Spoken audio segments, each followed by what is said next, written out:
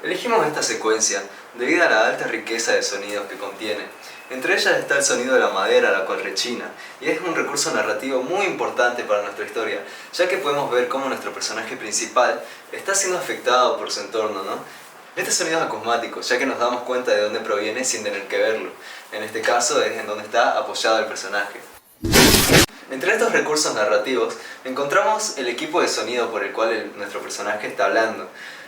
Debido a que el parlante por el que suena la voz se encuentra fuera de campo, pero el micrófono dentro del campo, podemos considerar este sonido como on the air. Este sonido nos cumple una función expresiva, ya que gracias a las interferencias que tiene con el micrófono, nos da a entender su relación con el pueblo y cómo se encuentra él física y mentalmente.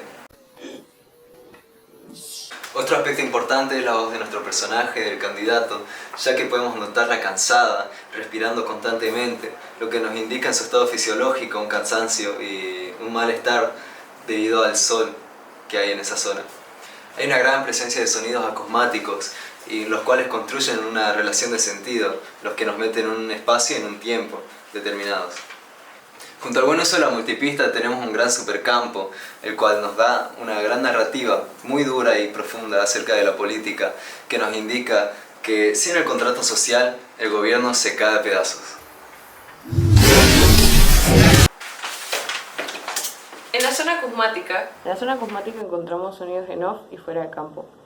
Un ejemplo de sonidos en off puede ser del minuto 9 al 9:20, donde suenan unos bombos extradigéticos que expresan narrativamente el estado de nuestro personaje en cuadro, que viene siendo el chofer de nuestro candidato, su confusión acerca de dónde se encuentra él. En los sonidos fuera de campo, como un sonido pasivo, encontramos los sonidos ambiente, que nos acompañan en todo el corto, y en las únicas escenas en las que este sonido no es proyectado o no se puede percibir es en los planos del auto, donde están nuestro chofer y nuestro protagonista, que es el candidato, que podría ser que demuestren la desconexión que tienen estos dos personajes con el lugar al que se van a enfrentar, con el ambiente al que se van a enfrentar.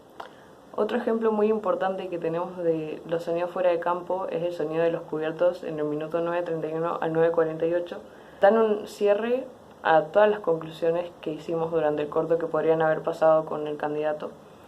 Si bien había muerto, no sabíamos qué podía pasar con él, qué iban a hacer las personas a su alrededor.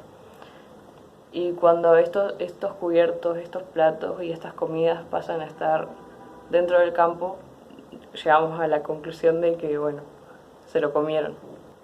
En la zona visualizada se encuentran los sonidos in, por ejemplo, los diálogos. En el minuto 1:29 al 1:58 se da un diálogo entre el chofer y el candidato antes de que éste vaya a dar su discurso.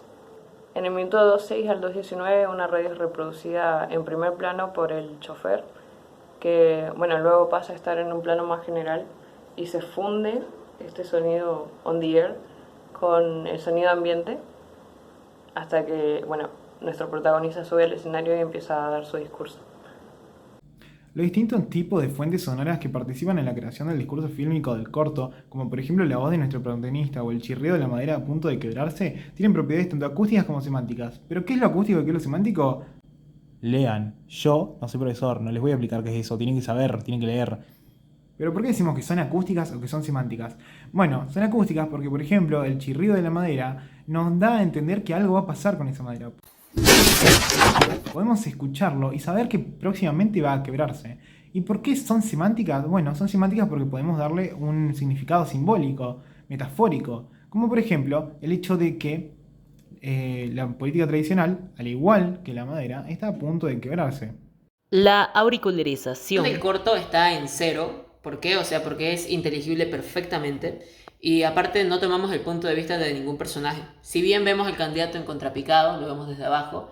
Así mismo, como lo vemos a él desde abajo, vemos a los pobladores, a la gente del pueblo, a la altura de los ojos. Entonces es como si fuéramos omniscientes, ¿no? Y es por eso que la auricularización está en un punto objetivo y es 0. Es 0, P. 0. El sonido de la madera quebrándose cumple un valor importante en la narración. Cumple con valor añadido, síncresis y acusmática. Valor añadido es porque es algo nuevo, es algo que no se repitió antes, y es un sonido que nos va a anticipar qué va a pasar más adelante en el corto. Acusmática porque el sonido está fuera de campo cuando lo escuchamos por primera vez. Síncresis porque cuando lo escuchamos por segunda vez vemos la madera romperse.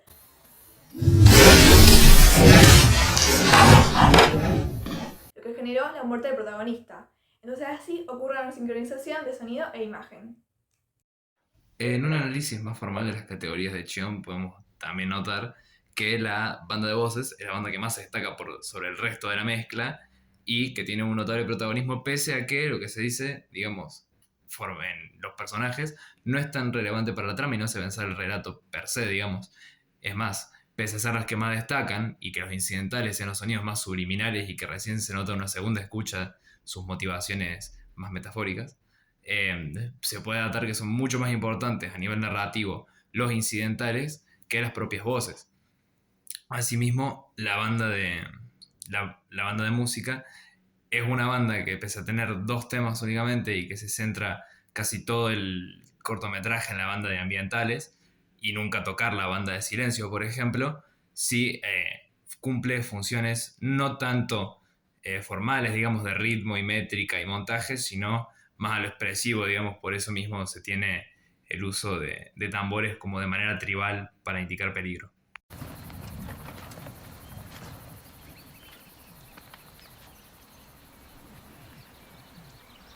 Se ha muerto.